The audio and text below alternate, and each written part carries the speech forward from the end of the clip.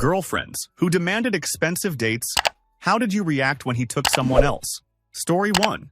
My girlfriend Tessa had a rule. If the restaurant didn't have cloth napkins, it didn't count as a date. First month, I tried to keep up. Steakhouse here, rooftop bar there. I thought it was just her vibe. Then she started sending me TikToks like homework. This place. Thursday. Ask for the chef's table. One night I suggested pizza and a movie. She laughed like I'd proposed living in a shed. Babe, I didn't do my hair to eat like a college kid. 2 days later, she forgot her wallet at brunch and whispered, "Just handle it, okay?" in front of the server, like I was embarrassing her by blinking. I finally said, "I'm not an ATM." She sighed dramatically. If you wanted a cheap girl, you should have dated one. That weekend, I went to my cousin's art show to clear my head. I ended up talking to Maya, the quiet friend who'd been carrying snacks in her tote and complimenting everyone's paintings like she actually meant it. We walked to a tiny ramen place. No napkins, no neon sign. Just steam and laughter. It was the first time I didn't feel like I was being graded. Monday, Tessa texted, "Reservation is 8. Don't be late." I didn't answer. Friday, she saw my Instagram story. Maya holding 2 paper lanterns at the winter market. Both of us smiling like idiots. Tessa called instantly, voice sharp. "So that's why you've been distant."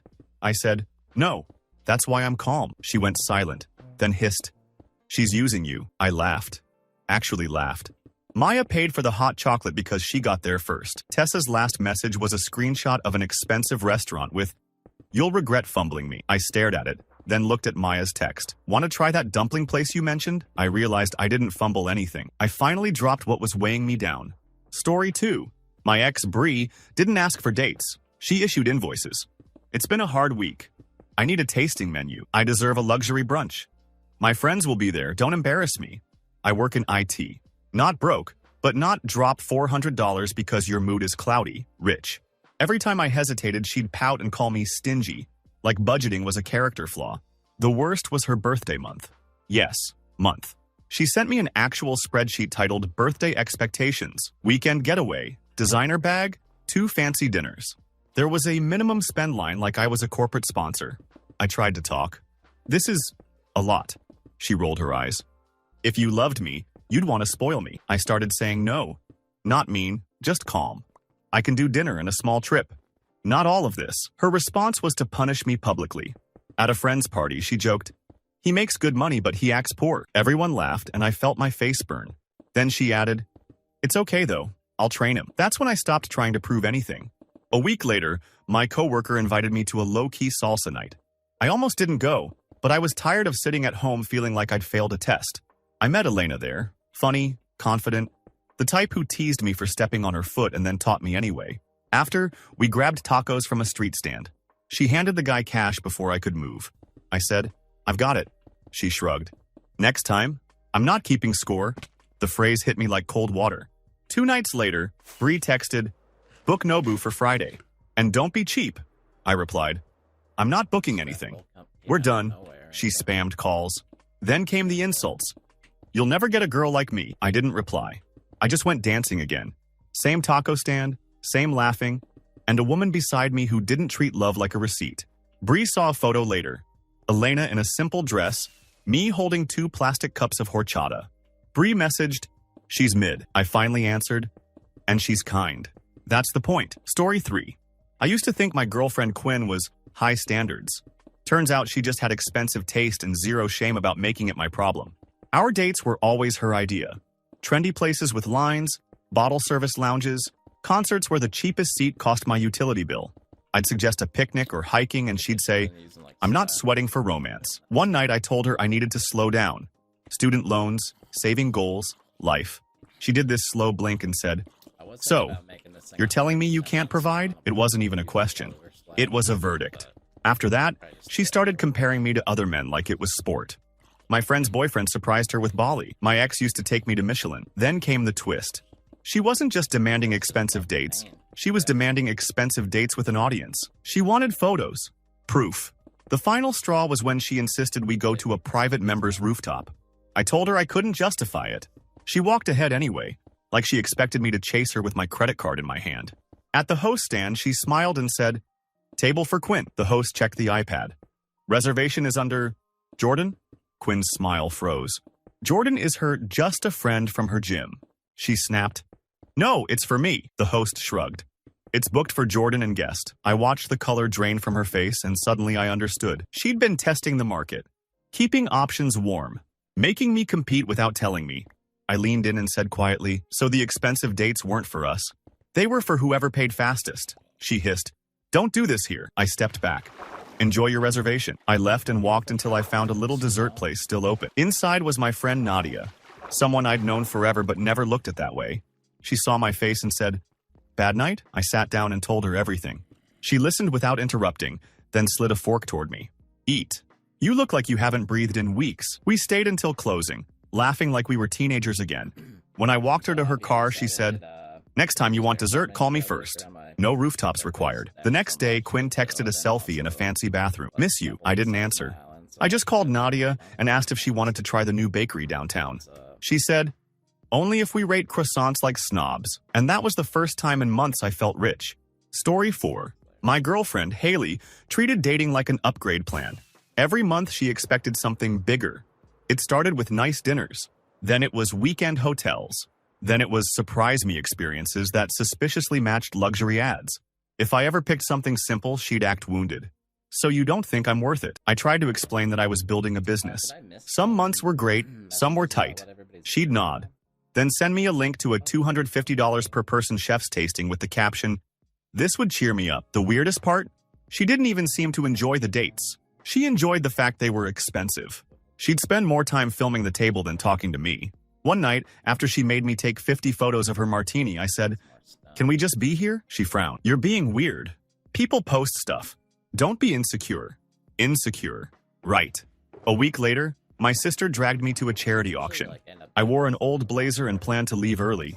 I ended up bidding on a silly painting because my sister dared me. The woman next to me laughed and whispered, Careful, I'll outbid you just for the drama. Her name was Simone, and she was warm in a way that didn't feel performative.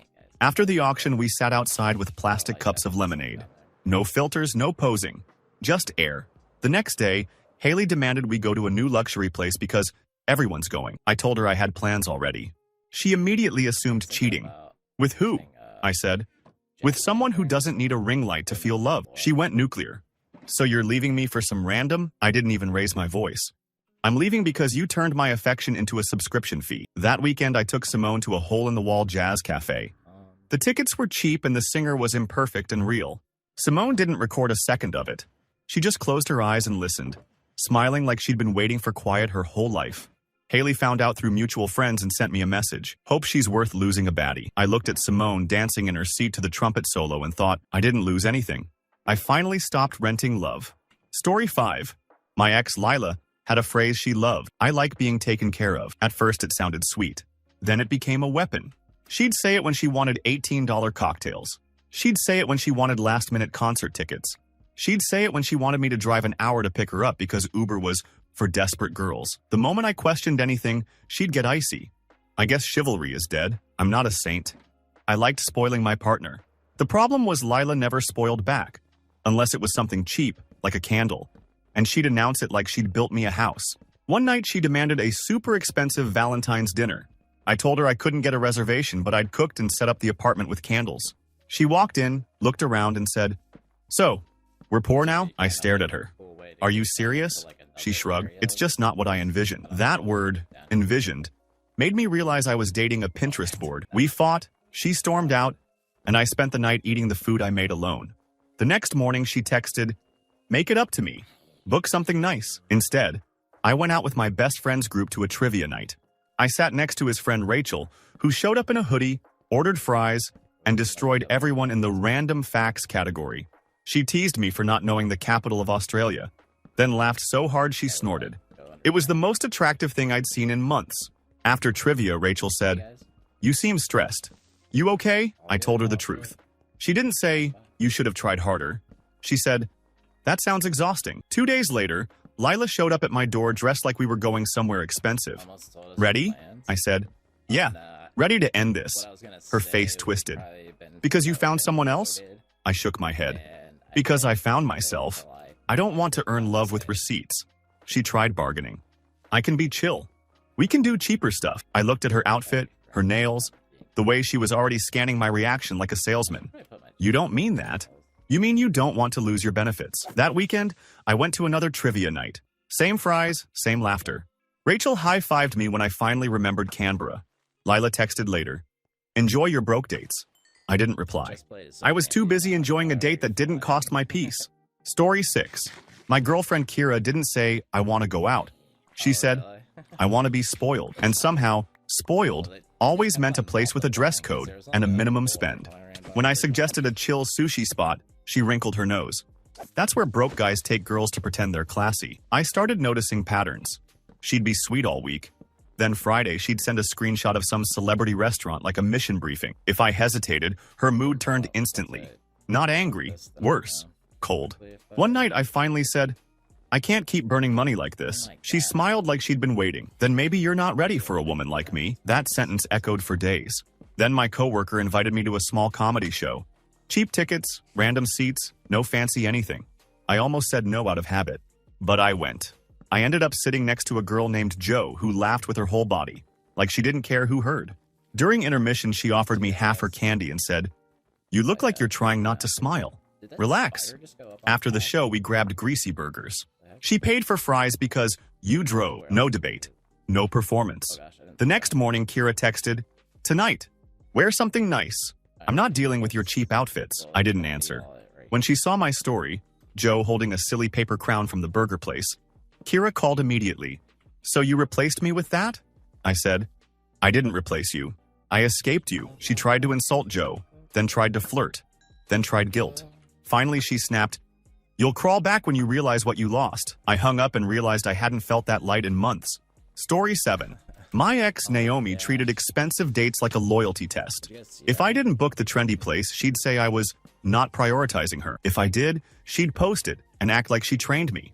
The final straw happened at a birthday dinner for her friend. Naomi handed the waiter her phone and said, He's paying. Like it was a cute joke. Everyone laughed. I didn't. On the ride home, I told her, Don't do that again. She rolled her eyes. Relax. It's masculine to provide. I said, It's childish to demand. She went quiet, then weaponized the silence all week. No kisses, no texts, just little comments like, I guess I'm not worth effort. So I stopped chasing. That Saturday, my sister begged me to go dress shopping with her. While she tried on gowns, I sat on a couch near the mirrors, bored out of my skull, until the woman next to me whispered, Your face says you'd rather wrestle a bear. Her name was Lena. She was there with her mom, and she had this calm confidence that didn't need attention. We talked quietly while my sister played princess. When my sister finally picked a dress, Lena clapped for her like it mattered. Later, outside, Lena said, Want coffee? You look like you deserve a reward for surviving this. We got coffee. It was simple. Perfect. Naomi texted that night. Book that new rooftop place. I'm done settling. I replied, Then don't settle. We're done. She sent a voice note crying, then another screaming, then a final one. You're leaving me for some random coffee girl? I looked at the photo Lena had sent. My sister smiling in her dress, Lena making bunny ears behind her. I typed, I'm leaving because you made love feel like a bill. Story 8. My girlfriend Elle loved the phrase princess treatment, but what she actually wanted was sponsor treatment. She'd send me restaurant links with captions like, If you wanted to, you would. Every date turned into a test I didn't agree to take. One night I said, I'm tired. She answered, Then date someone low maintenance. So I did something different. I planned a date I could afford. Museum free day, street food, a walk by the river. I told her it was special because I wanted it to be about us. She showed up in heels, looked around and said, Where's the reservation? I pointed at the river. Right there. She stared at me like I'd insulted her bloodline. This is embarrassing. I said, Then go home. She actually did. Just turned and walked away, heels clicking like punctuation. I sat there alone, angry, until a street musician started playing and a woman nearby smiled at me like she understood. She was feeding crumbs to ducks and said, Rough date? I laughed without humor. Apparently I'm poor. She snorted. Then I'm broke too. Want to split fries? Her name was Sarah. We ate fries on a bench and talked about everything except money. A week later, Elle texted, I forgive you. Take me somewhere nice Friday. I didn't reply. Friday, I took Sarah to the same river. This time I brought hot tea and a blanket. Sarah leaned into my shoulder and said, This is perfect. Elle saw us from across the walkway, because of course she was there, probably fishing for an Instagram moment. Her face twisted when she realized I wasn't alone. She marched over. Wow, So you can take someone out. I said, yeah. Someone who doesn't hate the date. Sarah didn't say a word, just squeezed my hand like a quiet win. Story 9. My ex Brielle believed men should prove themselves. Her proof involved expensive places and public attention. She didn't want romance. She wanted a flex. The night I knew it was over, she dragged me to a fancy lounge where her friends were waiting. She greeted them loudly. He finally did it. I trained him. I felt like a dog at a show. At the table, her friend asked where we were going next weekend. Brielle answered for me. He's taking me to the city. Suite Hotel. Don't worry, I'll send pics. I said calmly. No, I'm not. The whole table went quiet. Brielle's smile stayed on, but her eyes went sharp. Excuse me? I repeated it. I'm not booking a suite. If you want it, book it. Her friends stared like I'd committed a crime. Brielle laughed too loudly and said, he's joking. I stood up, put cash down for my drink only, and walked out. Outside, I just breathed.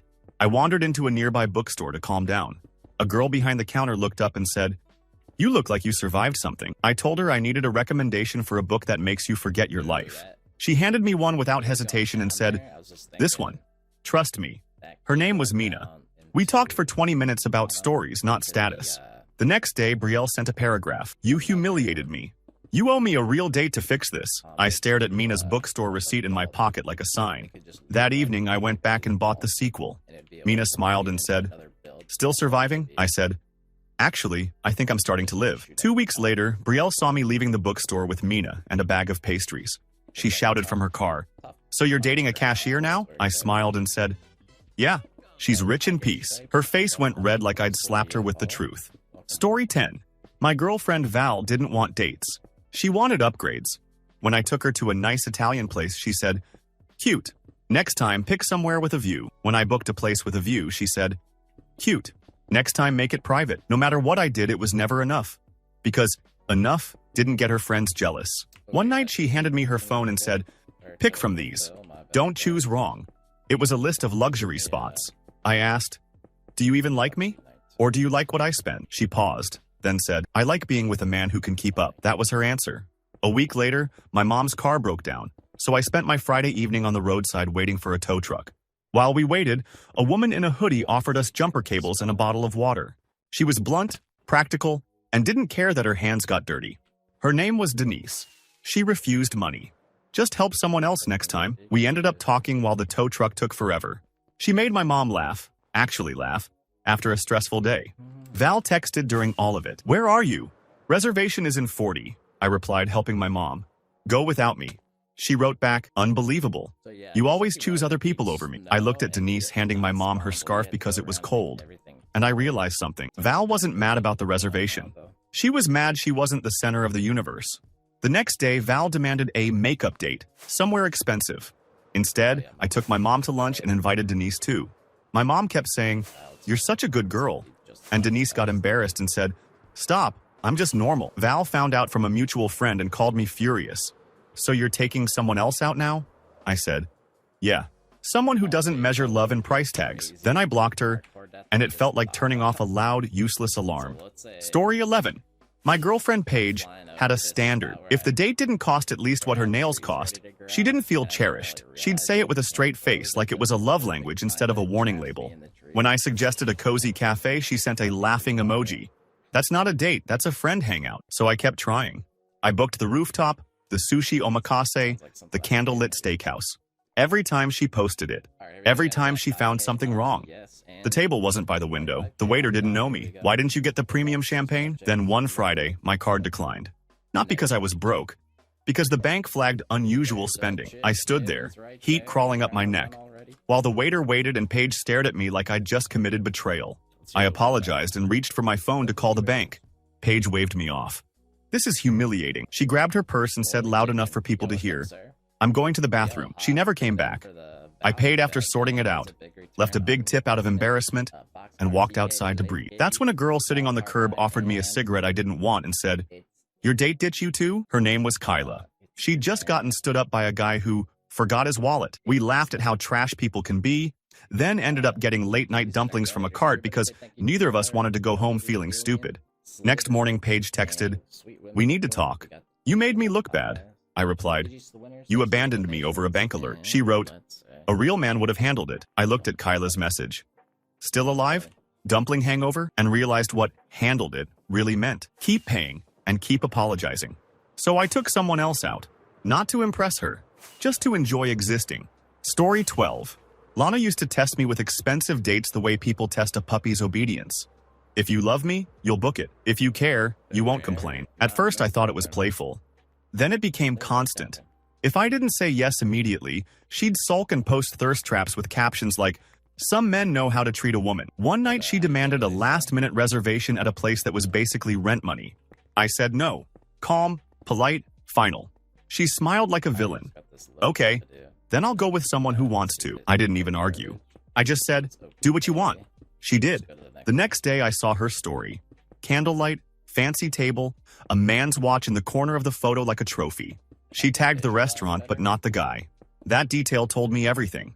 I went to the gym to burn the anger off and ended up helping a woman re-rack plates because someone left a mess. She laughed and said, "Thank you. I swear I'm not weak, people are just rude." Her name was Irene. We talked between sets. She was funny, blunt, and didn't flirt like she needed something from me. Afterward, I asked if she wanted smoothies. She said, "Only if we go to the cheap place. I'm not paying $12 for blended sadness." We sat outside, talking about childhood, mistakes, the weird pressure of dating. It was easy.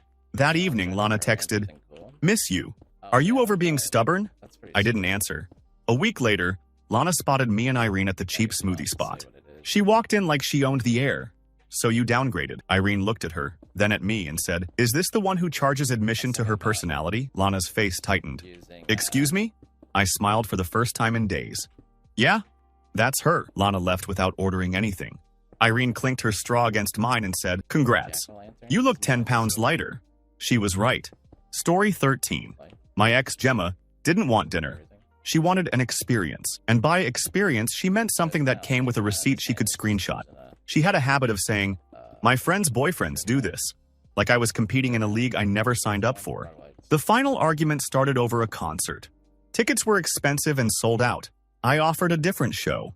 Gemma snapped, "Stop offering me budget versions of my life." I said, "Stop treating me like an investor." She went quiet, then did what she always did, threatened to take space, which really meant punishing me until I begged. Instead of begging, I went to my friend's backyard BBQ. Not fancy, just people, music, cheap beer. I met a girl named Noor, who brought homemade brownies and made everyone try them like it was her life mission. When she found out I was single-ish, she didn't pounce. She just said, "Good. Now you can actually breathe." We ended up sitting on the steps, talking until the mosquitoes forced us inside. She laughed at my jokes, but more importantly, she listened like I mattered even when I wasn't performing. 2 days later, Gemma texted, "I'm ready to be treated right again." I replied, "I'm ready to be treated like a person." She came to my apartment furious, demanding closure, really demanding I panic. "So you found someone else?" I said. "I found peace." "It looks like brownies and backyard music," Gemma sneered. "That's pathetic." And that's when I realized she couldn't imagine love without luxury because she didn't know what intimacy felt like without an audience. That weekend, I took Noor to a free outdoor movie. We shared a blanket, ate popcorn, and when the wind got cold, she tucked her hand into my sleeve and said, "This is perfect." Gemma still watches my stories. I can tell because she's always the first viewer. It's funny. She wanted expensive dates to prove I wanted her. Now she gets front row seats to me being happy without her, for free. Story 14. My girlfriend Celine used to say, "I'm not high maintenance, I'm high value." Then she'd send me a link to a $300 brunch like it was a personality trait. She didn't just want expensive dates. She wanted them to happen fast. If I didn't book it immediately, she'd accuse me of not being serious. I tried to compromise. One fancy date a month, the rest simple. She agreed, then forgot the agreement every weekend. The breaking point happened on my birthday. I asked for one thing, a quiet dinner and a movie at home. Celine rolled her eyes. "That's depressing. Let's go somewhere nice so I can take pics." I said, "It's my birthday." She said, "Exactly. Don't waste it." We went to her nice place. She spent half the time adjusting her lighting and the other half complaining about the waiter. She didn't even ask how my day was. After, she posted, "Birthday dinner," and tagged herself, not me.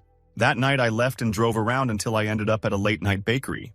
The woman behind the counter gave me a free cookie because she said my face looked like someone canceled your whole week. Her name was Tess. We talked for 5 minutes. She made me laugh. Real laugh. I started coming back to that bakery. At first for cookies, then for conversations. Tess remembered my order, remembered my birthday, remembered the little details Selena never cared about. One Friday, Celine demanded a new luxury restaurant. I said, no, I'm done. She blinked. Because you can't afford me? I said, because you never tried to afford me. She laughed like it was ridiculous, but her eyes got wet when she realized I meant it. A week later, I took Tess to a cheap diner and brought her a small gift. A mug with a stupid bakery joke. She covered her mouth, smiling, and whispered, no one's ever noticed me like this. Celine texted me later, you'll regret choosing plain over premium. I didn't. Because plain hugged me like I mattered. Story 15. My ex, Roxy, was obsessed with soft life, which, in her mind, meant I worked hard so she could live like a celebrity. Every date had to be expensive enough to match her energy. If I suggested anything normal, she'd call it bare minimum. One night, she demanded a weekend trip. Hotel, shopping, fancy dinner. I told her I couldn't. I had a deadline and bills. She smiled and said, okay, I'll go with my friend. Then she posted stories all weekend. Champagne, designer stores, a man's hand on her thigh in the last clip. When she came back, she acted like nothing happened. She crawled into my lap and said, did you miss me? I asked. Who was the hand? She froze, then laughed. You're paranoid. I said. Roxy, I'm not blind. She snapped. Maybe if you took me out properly, I wouldn't have to find fun elsewhere. That sentence flipped a switch in my head. Like, oh, so I'm responsible for your choices now too. I left the apartment and drove to clear my mind. I stopped at a gas station and saw a woman struggling with a flat tire. I helped her change it, and she kept saying, thank you, like kindness was rare. Her name was Morgan. She offered to buy me coffee as repayment. I said yes, mostly because I didn't want to go home yet. At the cafe, Morgan said, you look tired in a way sleep can't fix. I told her everything. She didn't judge. She just said, that's not a relationship.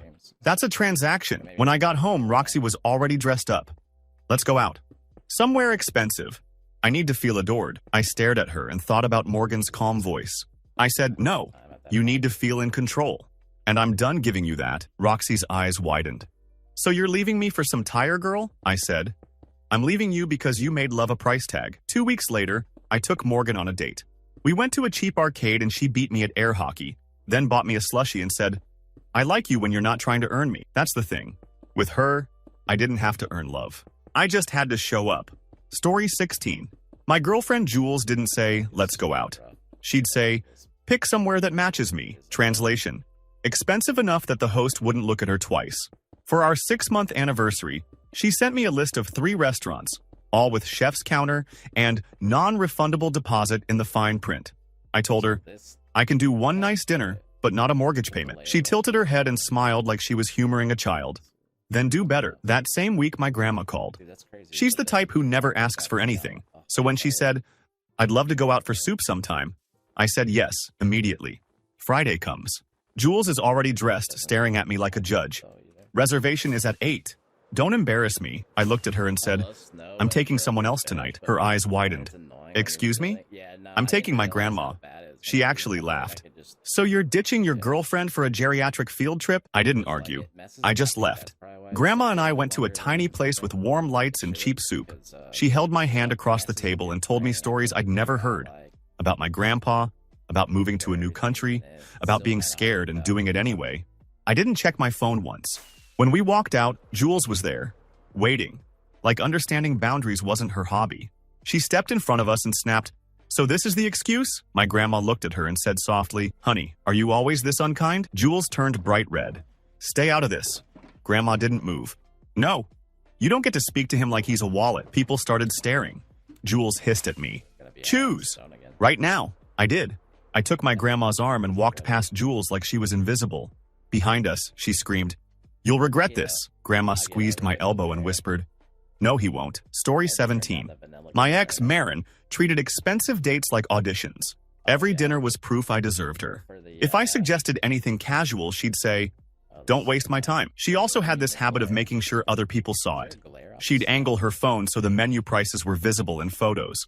One time she made me retake a picture because the candle didn't look luxurious enough. Then my company announced a formal gala. Black tie, +1 allowed. Marin practically vibrated. Finally, somewhere worthy. I told her, it's for work, not content. She smiled. Relax. I'll elevate you. That week, she demanded we practice at a high-end restaurant. I said no. She stared at me like I'd spit on her. If you can't afford my lifestyle, just say that. I didn't raise my voice. If your lifestyle requires my pain, just say that. So I took someone else. Not a new girlfriend. My best friend Nina, who has the social skills of a golden retriever and a dress she wears like she's allergic to drama. At the gala, Nina didn't post a single photo. She just asked people about their jobs, laughed at dumb jokes, made everyone feel comfortable. My boss literally said, "Whoever you brought, bring her again." Halfway through the night, Marin appeared. Because of course she did. She walked straight up, eyes flashing. "So you do know how to take a woman out?" Nina looked between us and whispered, "Oh no. Is she a sequel?" Marin snapped. "You're sitting in my spot." Nina blinked. "I don't own furniture. I'm just here." Marin turned to me. "Say it. Say you made a mistake." The room went quiet enough that I could hear the band shift songs. I said clearly, "You weren't invited because you treat me like a credit limit. Nina's here because she treats me like a person." Marin's smile cracked. "You'll regret choosing basic over luxury." Nina raised her champagne flute and said, "To basic then." People laughed. Marin stormed out, heels clicking like a tantrum. And for the first time, I didn't feel embarrassed. I felt free. Story 18. My girlfriend Briar had a dream restaurant. She talked about it like a holy place. But she didn't want to go for the food. She wanted to go to be seen. Every time I said it wasn't in the budget, she'd pout and say, "It's fine. I'll just go with someone who wants to make me happy." Then she started testing. She'd send a screenshot of the bill from her friend's date and say, "This is what effort looks like." So I stopped reacting. I started saving quietly. Not to impress her, just to prove to myself I could choose what mattered. A month later, my little sister got accepted into her dream university. She cried in our kitchen, mascara everywhere. I told her, "Pick anywhere. We're celebrating." She picked the dream restaurant because she'd heard Briar brag about it for months and wanted to see what the hype was. I had points. I had savings. I booked it. The night of the reservation, Briar texted, "Where are we going?" I said, "I'm taking someone else." She replied instantly, "Who?" "My sister." "She earned it." Briar called me, furious. "You're taking her to my place?" I said, "It's a restaurant, not a throne." She showed up anyway. We were halfway through appetizers when she appeared at the table like a storm cloud in designer heels. She leaned down and smiled at my sister. "Aw, cute. Playing grown-up." My sister's face dropped. I just got into school." Briar looked at me. "You really want to waste this on her?" That sentence hit the whole room. The table beside us went silent. My sister stood up slowly and said, "He's not wasting anything. You're the one wasting him." Briar laughed, sharp. "Okay, sweetheart." My sister turned to the waiter and said, loud enough to slice the air, "Can you please move us? I don't want to celebrate near someone who thinks love is a purchase." The waiter didn't hesitate. He moved us to a better table by the window. Briar stood there, blinking like she'd been slapped with reality. I didn't argue. I didn't explain. I just took my sister's hand and walked away from Briar, right in front of everyone, like closing a door. Story 19. My ex, Sienna, wanted luxury weekends the way people want oxygen. If I said I had work, she'd accuse me of not valuing her. If I said money was tight, she'd call me scarcity mindset. She also kept a scoreboard of what other men did for other women. My friend got flown out. My cousin's boyfriend bought her a Cartier bracelet. One Thursday, she demanded a spontaneous trip. Hotel, spa, fancy dinner, the whole package. I said no. I had a conference the next day. She smiled and said, "Okay, I'll go with someone else." I didn't stop her. I just went to my conference. At the event, my colleague Harper and I got asked to represent the company at a networking dinner. Nothing romantic, just business. Harper is married and talks about her wife like it's her favorite hobby. We took a photo with the group. Someone posted it. Sienna saw it and detonated. She called me 30 times, then showed up at the restaurant mid-dinner like a movie villain, eyes wild. She marched up and shouted, "So this is why you couldn't take me on a trip." The whole table froze. My boss's face went pale. Harper's wife stood up, because she was there too, and said, "Ma'am, who are you?" Sienna snapped, "His girlfriend." Harper's wife raised an eyebrow. "Then why is he holding a company badge and sitting with executives?" Sienna tried to pivot. "He's a liar. He cheats," I finally said, calm and clear. "You literally told me you'd go with someone else." She blinked. "That's different." My boss slowly asked, "Is there something we should know?" And that's when Sienna, in pure panic, did the dumbest thing possible. She pulled up her own phone to prove I was a bad boyfriend and accidentally flashed a message thread on her lock screen. A contact labeled D. Text preview, suite booked. Same rules. Don't bring drama. Noted. The silence was violent. Sienna's face drained. She tried to shove her phone back in her purse like it didn't just confess for her. Harper's wife whispered, "Oh." I stood up, looked Sienna in the eye, and said, "Go enjoy your suite." Then I turned to my boss and said, "I'm sorry for the interruption. She won't be part of my life anymore." Sienna opened her mouth to scream, and the manager escorted her out while the entire room watched. Story 20. My girlfriend, Aspen, demanded VIP everything. VIP concerts, VIP tables, VIP sports tickets. She didn't even like the events. She liked telling people she was there. When I said no, she'd do this slow, disappointed stare and whisper, "I just want a man who spoils me," like I was failing a sacred duty. Then she tried a new tactic. She started flirting with my younger brother right in front of me, joking, "Maybe you have taste." That night I told her, "Don't do that again." She shrugged. "If you're insecure, just say that." A week later, I actually got 2 VIP tickets to a big game through a client. Aspen found out and basically claimed them like property. Finally, something worthy. But the day of the game, Aspen started a fight on purpose. She complained about my car, my outfit, the way I chewed. Then she said, smirking, "If you mess this up, I'm going with someone else." I didn't yell. I just said, "Okay," and I took someone else. Not a new girl, not a revenge date. I took my little cousin, Leo, 12 years old, obsessed with that team. The kind of kid who still believes miracles happen in stadiums. Leo cried when he saw the tickets. Like actual tears. At the game, he screamed until his voice cracked. He ate nachos like it was a religious experience. He kept saying, "This is the best day of my life." Then, during halftime, Aspen showed up. She found us because she saw a family member's story. Leo holding the VIP lanyard like a trophy. Aspen stormed down the steps, eyes blazing. "Are you kidding me?" Leo froze. Hi?" Understanding flashed in Aspen's face and turned into rage. "You took a child?" I said. "Yeah, someone who appreciates it." Aspen hissed, "You did this to punish me." I nodded toward Leo. "I did this to make him happy." Aspen leaned close and whispered, venomous, "You're going to regret humiliating me." Leo suddenly stepped forward, small but loud, and shouted, "He didn't humiliate you. You humiliated yourself." Heads turned. People started watching. Aspen's mouth opened, but no words came out. Because being exposed by a kid hits different. Security walked over. "Ma'am, is there a problem?" Aspen tried to smile. "No," but her eyes were glossy with fury. She backed away, then snapped at me one last time. "Enjoy your charity date." I didn't answer. The crowd roared as the second half started. Leo grabbed my sleeve and yelled over the noise, "We're winning!" And Aspen disappeared into the crowd like she'd never mattered at all. Story 21. My girlfriend Dana didn't ask for dinner. She asked for proof. Proof I was a provider, proof I was serious, proof I was worthy, and proof always came with a price tag and a photo angle. One night I suggested we skip going out and cook together. She stared at me like I'd offered to live under a bridge. "That's what couples do when they've given up." I laughed, thinking she was joking. She wasn't. The next week she sent me a reservation link with a deposit bigger than my car payment. I told her no, politely, calmly. She replied, "Okay, I'll go with someone who doesn't make me beg." I didn't argue. I just went to my friend's birthday at a bowling alley. Cheap beer, loud music, bad shoes. A girl on the next lane, Alyssa, kept trash-talking her own friends in the funniest way.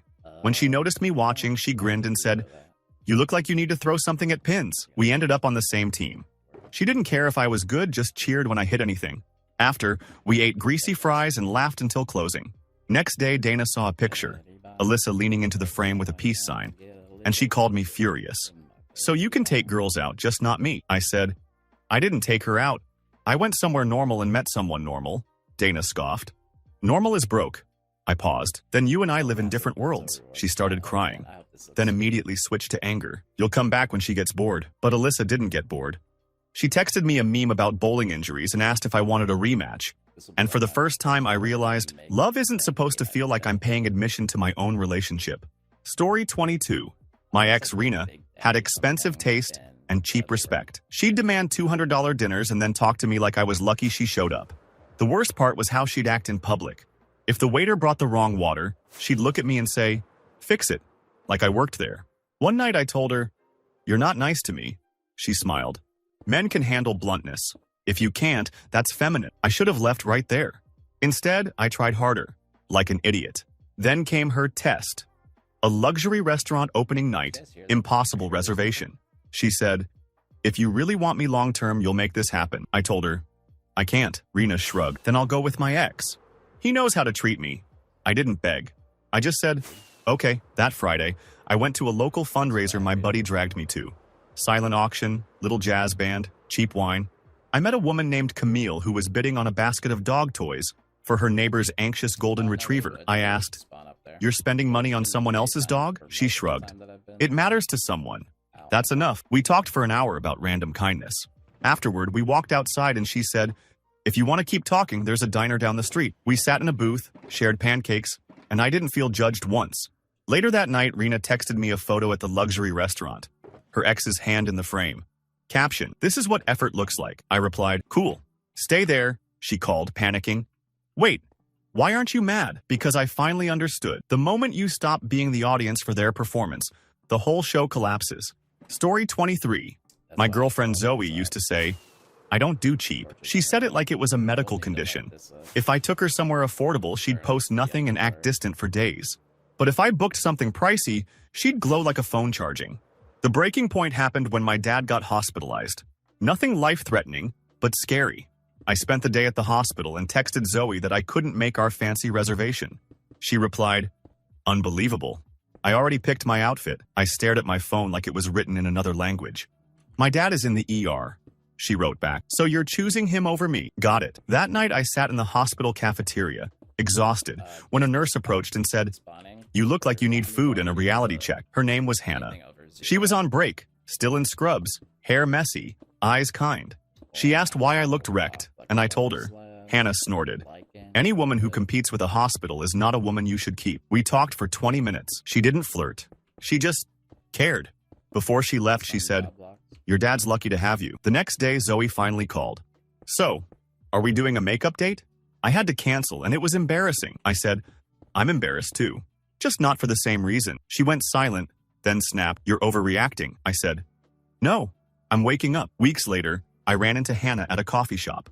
She recognized me and asked, "How's your dad?" I realized I wanted someone who asked that first, not someone who asked about reservations.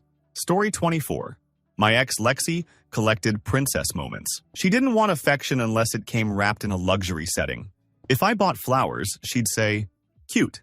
But a bouquet from that store?" If I planned a date, she'd ask, "Is it Instagrammable?" One day she sent me a list titled, "My Non-Negotiables." It included weekly fine dining, monthly weekend trips, and no cheap surprises. I joked, "Do I get non-negotiables?" She replied, dead serious, "You get to have me." That's when something in me snapped. Not anger, clarity. That weekend, my cousin invited me to volunteer at a community event. I almost didn't go because I was tired, but I did. I ended up working a booth with a girl named Rosa, who kept making kids laugh by turning balloon animals into balloon monsters. After the event, we sat on the curb eating dollar ice cream bars. Rosa said, "This was fun. Real fun." I told her about Lexi's list.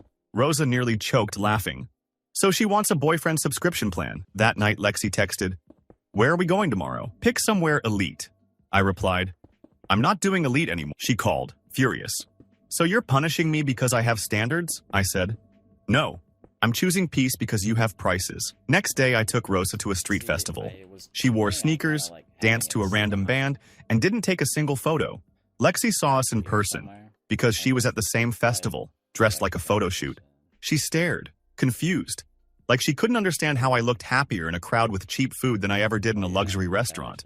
And honestly, neither could I, until I remembered what it felt like to be loved without conditions. Story 25. My girlfriend Naya demanded expensive dates like she was building a case against me. Every dinner was evidence. Every bill was effort. But the weirdest part was how she'd pick fights right before the date.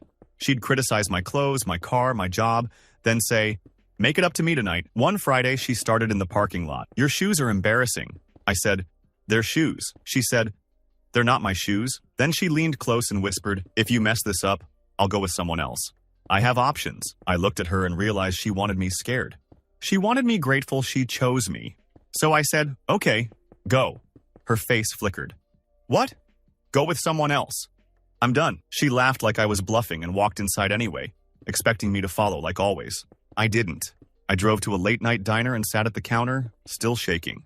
The waitress, older lady named June, poured coffee and said, You look like you just escaped. I told her what happened. June nodded like she'd heard it 1,000 times. Honey, anyone who threatens to replace you is already halfway gone. A girl 2 stools over overheard and said, Facts. Her name was Erin. She was there grading papers and looked exhausted. We started talking. Erin didn't flirt. She didn't test. She just talked like I was human. Naya called 50 times. Then she texted a photo of herself at the restaurant with another guy, NY, trying to make me jealous. I looked at it and felt nothing. Because I was sitting in a diner, laughing quietly with a teacher and a waitress, and for the first time in ages, my chest didn't feel tight. Naya wanted expensive dates to prove I wouldn't leave. Turns out the threats were the push I needed.